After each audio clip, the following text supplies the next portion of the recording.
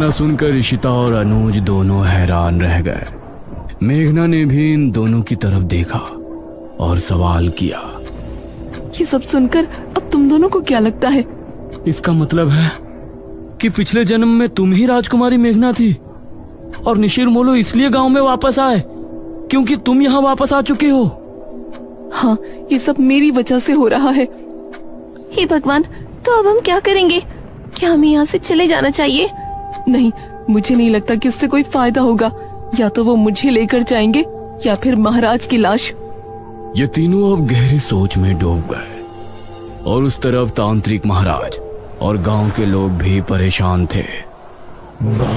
इस कहानी में आगे क्या होगा? मेघना किस तरह से निशिर मोलो से गांव को आजाद कराएगी? ये जानने के लिए इस कहानी का अगला और आखिरी भाग जरूर देखें।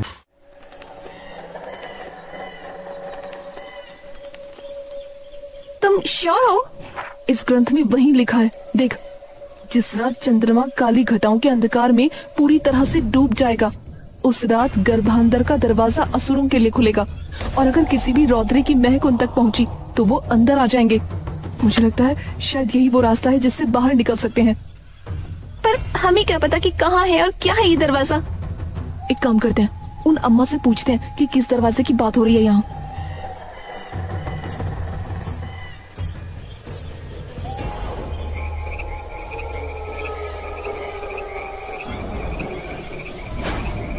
पूछ लें अभी। अवनी पलके उठाकर चमेली की ओर देखती है। अम्मा। ये सुनते ही चमेली और झुमली दोनों उसकी ओर देखते हैं। मैं आपको बुला सकती हूँ ना अम्मा? बिल्कुल मेरी लाडो, तेरा जो मन करे तो वो बुला। अम्मा, मैंने गर्भांतर के अंदर एक दिन के बारे में पढ़ा है, उसके बारे में पूछना था। पूछ लाडो, क्या पूछना है? इसमें लिखा है कि कोई ऐसा दिन आता है जब चंद्रमा की रोशनी खत्म हो जाती है और उस दिन कोई दरवाजा खुलता है, ऐसा कुछ लिखा था। अच्छा, हनेर की रात कल ही तो है। हर बरस में एक बार आती है ये रात। लाडो, इस दिन की रात को चंद्रमा ना आता आसमान में और इस अंधेरे में गर्भांधर का वो दरवाजा खुलता है जिसके परे असुर रहते हैं। जो भी असुर इस गांव के आसपास आने की कोशिश करता है, भूरमा उसे अपने काल चक्र में फंसाकर उस दरवाजे के पीछे धकेल देती है। तो किसी ने देखा है दरवाजा आज तक इस गांव में? चमेली एकदम से डरकर बोलती है। ना लाडो ना, उस रात तो कोई रौद्री घर से बाहर ना निकलती। अगर बाहर निकली तो असुर को हमारी खुशबू आ जाएगी और वो अंदर घुसाएगा। तुम भी मत निकलना कल रात को बाहर, आ गई समझ? अवनी और मेघा चुपचाप एक दूसरे की ओर देखते रहते हैं। चलो अब फटाफट रोटी खा के सो जाओ, कल तुमने गाँव दिखा लाऊंगी। हाँ, सवेरे। जी अम्मा।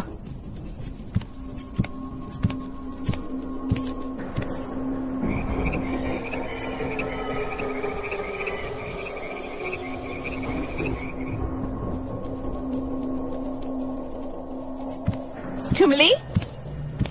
हाँ माई, इनके सोने खातिर कपड़े बिछा दे, चल।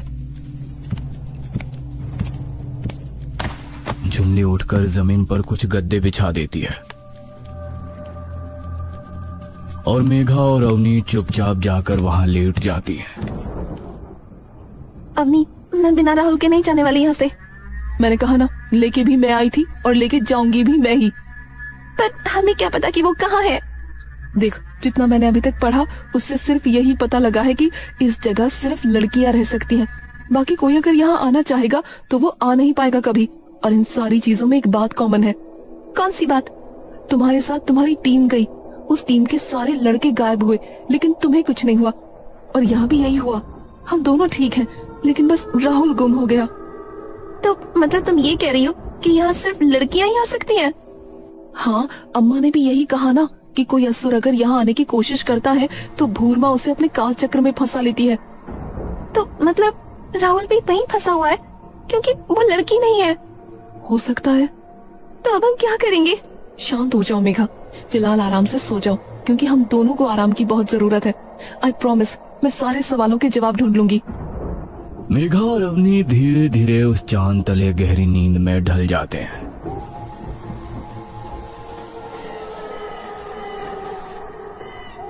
अवनी पूरी तरह से नींद में होती है कि तभी एक पानी की बूंद अचानक उसके माथे पर आ गिरती है और तभी एकदम से अवनी की आंखें खुलती है।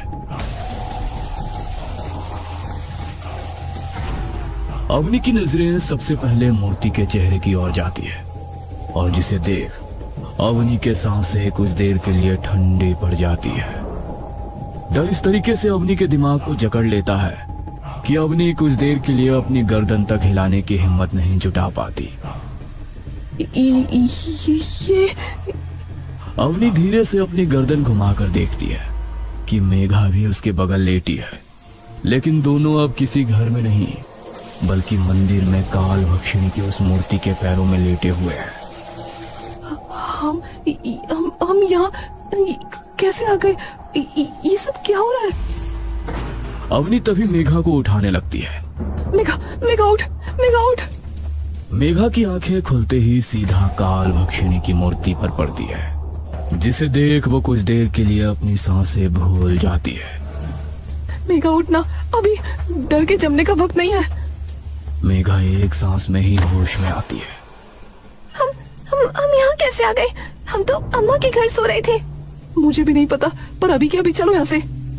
मेघा और अवनी अपनी कांपते सांसें बटोर मंदिर के दरवाजे की ओर भागती है, लेकिन जैसे ही मेघा और अवनी मंदिर की दहलीज पार करने ही वाली होती हैं, तभी मंदिर का दरवाजा अपने आप जोर से बंद हो जाता है। मेघा और अवनी एकदम से डरकर पीछे हो जाते हैं और तभी उनके पीछे से एक बार फिर वही आवाज आती है।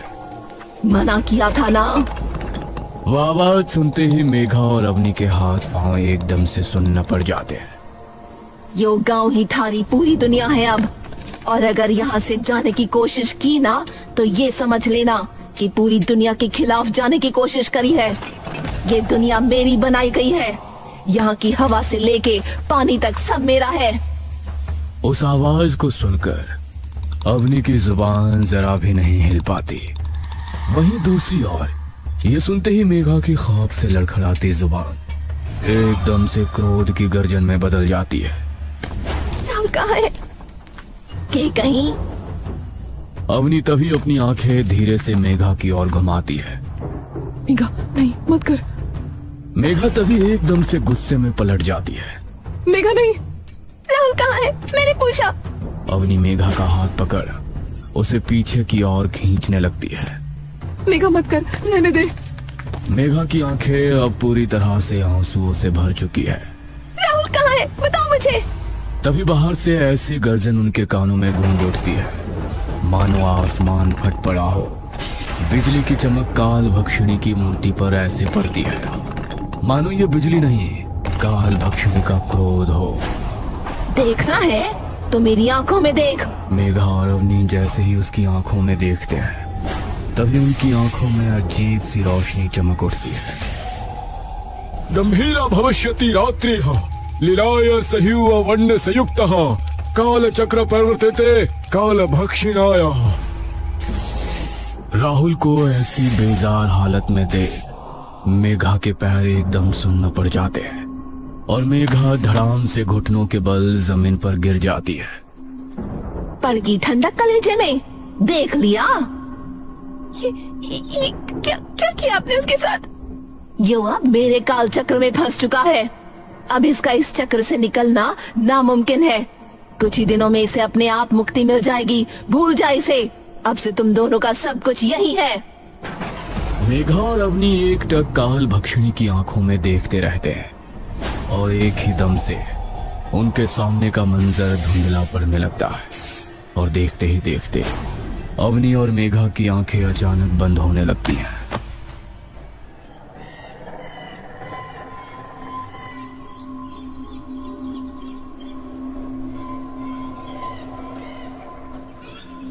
भान, अरे उठ जाओ। यहाँ कब से मैं आ गई? अरे उठ जाओ, तुम यहाँ क्यों सो रही हो? मेघा और अवनी एकदम से झटपटाकर उठ खड़े होते हैं। क्या हुआ? तुम दोनों यहाँ कैसे आई और यहाँ क्यों सो रही हो? अगर इन्हें बताया तो ये कभी नहीं समझेंगे। वो थोड़ा सा मन बेचैन हो रहा था हमारा, तो सोचा थोड़ी देर भूरमा के दर्शन कर लें तो शायद शांत हो जाए। अच्छा चलो ठीक है, आ जाओ, माई बुला रही है तुम्हें। ठीक है।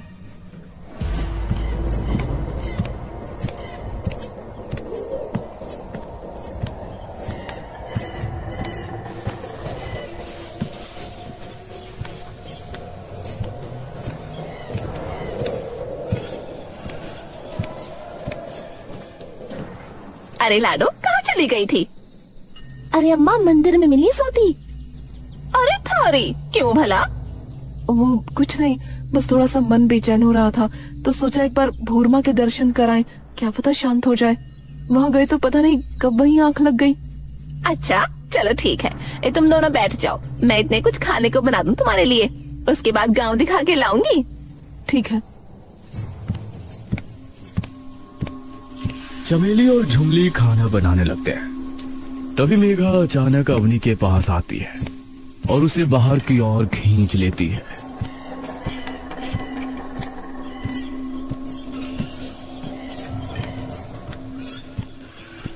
अवनी, राहुल राहुल ढूंढ लेंगे, चिंता मत करो। पर कैसे ढूंढेंगे?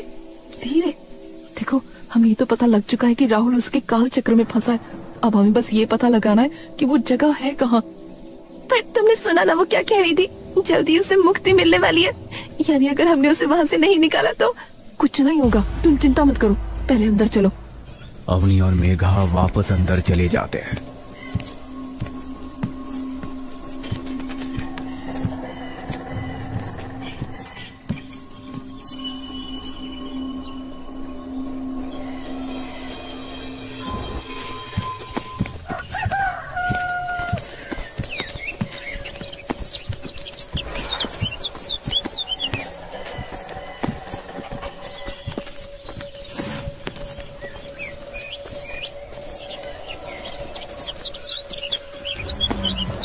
देख लाडो, मंदिर तो तूने देख ही लिया है, मैंने बताया था ना, ये गांव हमारी भूरमा के गर्भ के अंदर है। तो जो मंदिर है वो गांव के एकदम बीचों बीच है, यानी भूरमा की नाभि पे। चमेली आराम से अवनी और मेघा को पूरा गांव दिखा रही होती है। तभी अवनी बातों ही बातों में अपने जवाब ढूंढना शुरू कर देती है।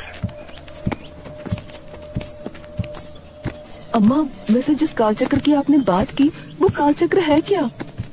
काल चक्र लाडो, माना जाता है भूरमा ने उन शैतानों को अपनी तंत्र विद्या से अपनी आंखों में कैद कर लिया था। अब ये तो हमें भी नहीं पता कि कैसे कैद किया था, पर उसे ही काल चक्र कहते हैं। अच्छा,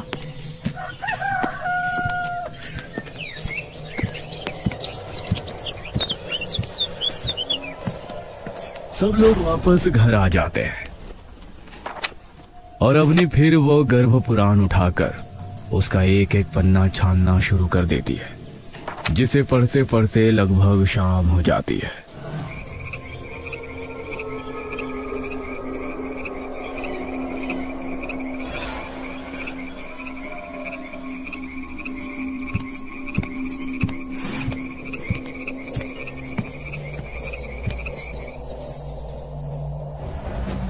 अपनी आपको पता है ना कि आज हनेर की रात है, जिसकी बात अम्मा कर रही थी। अगर आज नहीं निकले तो यहाँ 1 साल के लिए फंस जाएंगे और राहुल के पास इतना वक्त नहीं है। अवनी एकदम से अपनी नजरें ऊपर करती है। मिल गए सारे जवाब। ये सुनते ही मेघा की आंखें खुशी से बड़ी हो जाती हैं। सच में? हाँ, इस पुराण में इस गांव का नक्शा है जो बिल्कुल उसी पत्थर की तरह दिखता है जो तुम लास्ट टाइम लेकर आई थी। तो उससे कैसे पता चलेगा? उस नक्शे के हिसाब से गांव का जो मंदिर है वो गांव के बीचों बीच है। और अम्मा ने क्या कहा था याद है? कि वो मंदिर जहाँ भूरमा की नाभि है वहाँ बना है। तो अगर हमें बाहर निकलना है तो हमें उत्तर दिशा की ओर भागना पड़ेगा, उनके मुंह की ओर। वही है वो दरवाजा जो आज रात खुलेगा। और राहुल कहाँ है? कल जब राहुल को देखा तो उसकी आंखों में देखा था, और अम्मा भी कह रही थी कि उन्होंने अपनी आंखों में कैद कर लिया था असुरों को, तो वो जरूर वही होगा। मतलब हमें आज रात ही निकलना होगा? हाँ।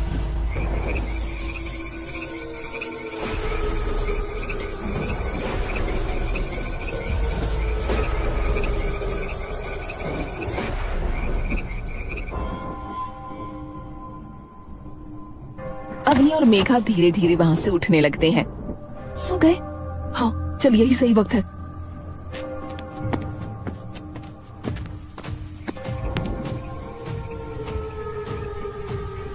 जाना कहाँ है?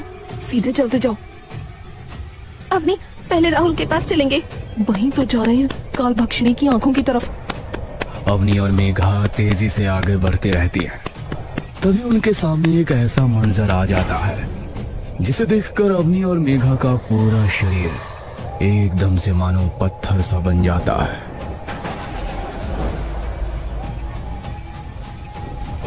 मॉम, डैड, माँ।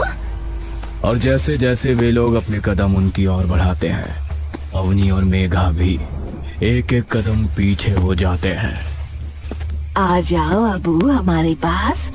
आ जाओ अबू, डैड बुला रहे हैं। आपको सुन नहीं रहा? नहीं नहीं नहीं नहीं, ये नहीं हो सकता। तभी मेघा एकदम से अवनी का हाथ थाम लेती है। अवनी, कोई भी नहीं, काल भक्षिणी की आंखें हमारे डर हमें दिखा रही हैं। आंखें बंद करो और अपने डर का सामना करो। मेघा और अवनी आंखें बंद कर उनकी ओर दौड़ने लग जाती है और एकदम से उनके आर पार निकल जाती है। और जैसे ही वे अपनी आंखें खोलती हैं तो वे देखती हैं कि सामने राहुल एक अग्निकुंड के सामने बैठा है। राहुल! मेघा बिना कुछ सोचे समझे सीधा उसकी ओर दौड़ना शुरू कर देती है। मेघा नहीं, रुको। मेघा जैसे ही अपना हाथ राहुल की ओर बढ़ाती है तभी उसका हाथ राहुल के आर पार चला जाता है। मेघा एकदम से डर कर पीछे हो जाती है। ये क्या है? ये क्या हुआ? तभी स्त्री के लिबास में बैठा वो आदमी गुस्से से उनकी तरफ देखता है। इसकी आत्मा अब काल चक्र में फंस चुकी है भूरमा के। इसका शरीर यहाँ नहीं, कहीं और है। कहाँ है? यह तुम्हें कभी नहीं पता लगेगा। तभी मेघा एकदम से राहुल के सामने चली जाती है। राहुल उठो! राहुल, मैं हूँ मेघा, तुम्हारी मेघा। राहुल उठो ना। तभी एकदम से राहुल की आत्मा झटपटाने लगती है। नहीं, ये क्या हो रहा है? एकदम से राहुल की आंखों में उसकी पुतलियां वापस आ जाती है। मेघा, ये मैं कहाँ हूँ? ये सब छोड़ो, पहले हमारे साथ चलो।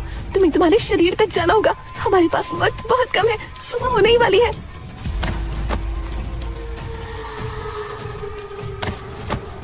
तभी वो आदमी उनके सामने आकर खड़ा हो जाता है। मैं कहीं नहीं जाने दूंगा। लेकिन राहुल तभी गुस्से में उसे धकेल के नीचे गिरा देता है। तुम्हें ये पता है कि तुम्हारा शरीर कहाँ है? मुझे तो ये नहीं पता कि मैं यहाँ आया कैसे। एक मिनट, अगर इसकी आत्मा यहाँ है तो क्या पता शरीर दूसरी आंख में हो। हाँ, इसी तरीके से वो लोगों को अपने काल चक्र में फंसाती है, उनकी आत्मा और उनके शरीर को अलग अलग करके। मतलब हमें उसकी उल्टी दिशा में जाना है अब। मेघा, अवनी और राहुल तेजी से दूसरी दिशा की ओर भागने लगते हैं, जहां उन्हें एक पुरानी सी गुफा दिखती है। यही है, मैं महसूस कर सकता हूँ। मेघा, अवनी और राहुल जैसे ही अंदर जाते हैं तभी उन्हें दिखाई देता है कि अंदर राहुल एकदम अंधेरे में नीचे लेटा हुआ है।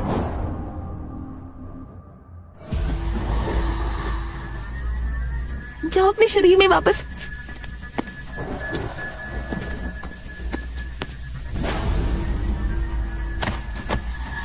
अब जल्दी चलो यहाँ से, सुबह होने वाली है। अवनी, मेघा और राहुल पूरी तेजी से काल भक्षिणी की मुंह की ओर बढ़ने लगते हैं। तभी उन्हें दिखता है कि सामने से कई सारी औरतें हाथ में मशाले लिए उनकी ओर आ रही हैं। सबकी आंखें एकदम सफेद।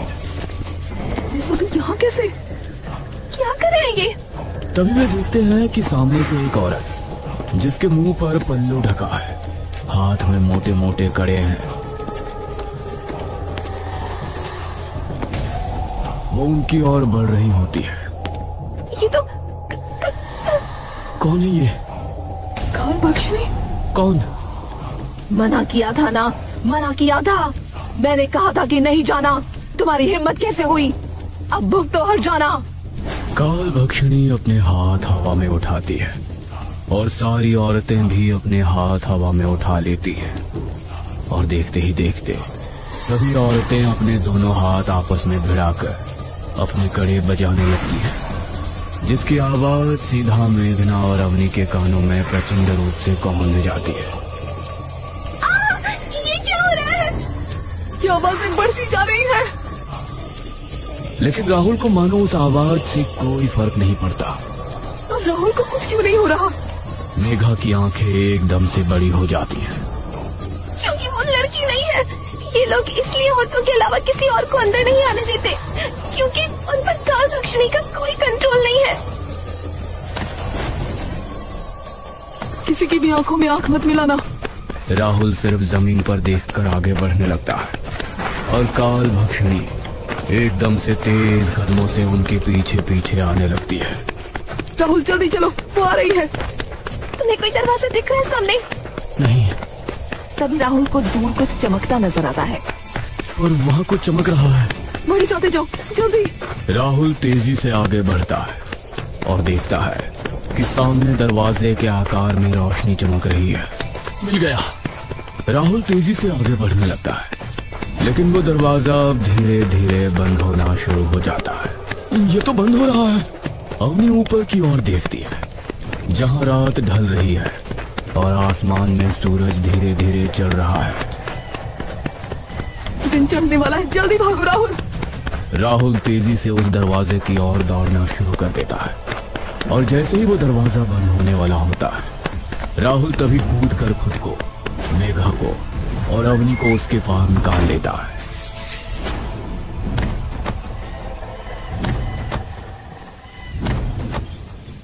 उनके सामने एक लंबा सा रोड है। क्या हम बाहर आ गए? तभी रोड पर बड़ा सा ट्रक आता है, जिसके अंदर एक हट्टा कट्टा आदमी बैठा होता है। वो ट्रक वाला उनके पास आकर ट्रक रोकता है। ओए बिल जी, क्या हो गया? सब ठीक है? ये सुनते ही तीनों के चेहरे पर मुस्कान आ जाती है। इस कहानी में आगे क्या होगा, मेघना किस तरह से निशिरमोलो से गांव को आजाद कराएगी, ये जानने के लिए इस कहानी का अगला और आखिरी भाग जरूर देखें।